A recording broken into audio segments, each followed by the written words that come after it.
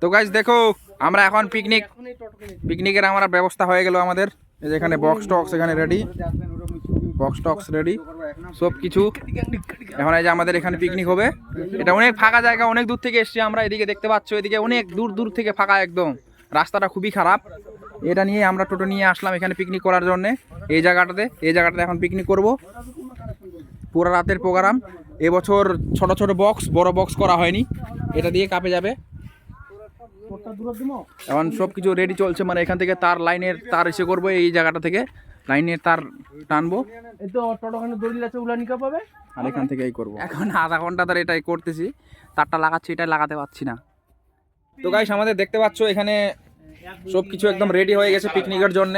এখন আমরা মানে বাজার করতে গেছে ওরা, ডিজে ফিজে সব সেটিং হয়ে গেছে। এদিকে ডিজে আছে, এদিকে ডিজে, এদিকে লাইট, এদিকে ডিজের মেশিন, এদিকে জল এক্সট্রা নিয়ে আসা হয়েছে এখানে। আরেকটা এখানে জল, এটা খাওয়ার জন্য, এটা হচ্ছে বাসন টাসন ধোয়ার জন্য।